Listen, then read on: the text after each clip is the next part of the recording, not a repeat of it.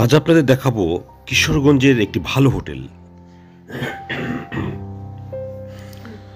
শহরের প্রাণকেন্দ্র ইশাখা রোডে এই সুন্দর হোটেলটির অবস্থান। নিরালা টাওয়ার, ইশাখা রোড, কিশোরগঞ্জ। শহরের প্রাণকেন্দ্রে এই হোটেল 1957 সালে এই হোটেলটি নির্মিত হয়েছে। অসামাজিক কার্যকলাপ মুক্ত এবং ভালো পরিবেশে এই হোটেল। যারা কিশোরগঞ্জের বাহির থেকে কিশোরগঞ্জে বেড়াতে আসেন তারা এই হোটেলে অবস্থান করেন।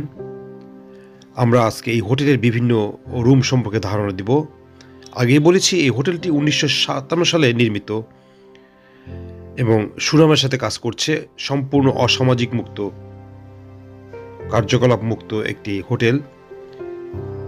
পরিবার পরিজন নিয়ে আপনি এই হোটেলে উঠতে পারেন। এই হোটেলের প্রতিটি কক্ষ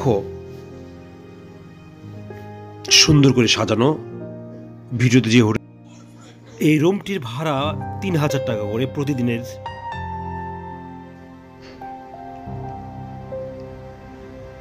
রুমে টিভি রয়েছে, ফ্রিজ রয়েছে, আলমিরা রয়েছে এবং সুন্দর সাজানো গোছানো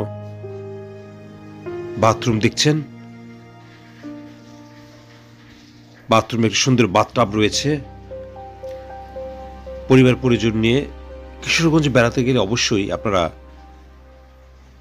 এই হোটেলে বেড়াতে পারবেন। আর এই হোটেলে থাকার একটা সুবিধা হচ্ছে নিচেই রয়েছে রেস্টুরেন্ট এবং শহরের সবকিছু আশেপাশেই পাবেন। হোটেলের আশেপাশেই রয়েছে অনেক মার্কেট।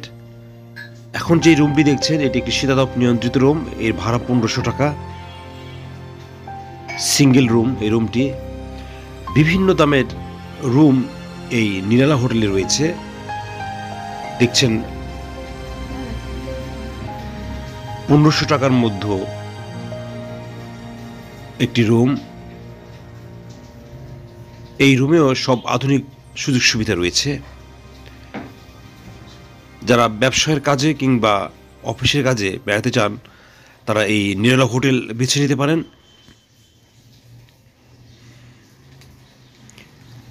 ইনবক্সে হোটেলের প্রয়োজনীয় তথ্য এবং যোগাযোগ নাম্বার দেওয়া থাকবে। আপনারা যারা কিশোরগঞ্জে বেড়াতে যাবেন তারা এই হোটেলের ঠিকানা এবং আনুষঙ্গিক বিষয় পেতে পারেন। কিশোরগঞ্জ জেলা বাংলাদেশের রাজধানী ও প্রাণকেন্দ্র ঢাকা বিভাগের দ্বিতীয় বৃহত্তম জেলা। বাংলাদেশের মধ্যাঞ্চলে অবস্থিত ঢাকা বিভাগের একটি প্রশাসনিক অঞ্চল। এটি ঢাকা থেকে উত্তর পূর্বে অবস্থিত একটি জেলা। উপজেলার সংখ্যা অনুসারে কিশোরগঞ্জ বাংলাদেশের এ শ্রেণীভুক্ত জেলার অন্তর্গত। আপনারা ভিডিওতে কিশোরগঞ্জের হোটেলের নিরালা দেখছেন। কিশোরগঞ্জের ইতিহাস সুপ্রাচীন।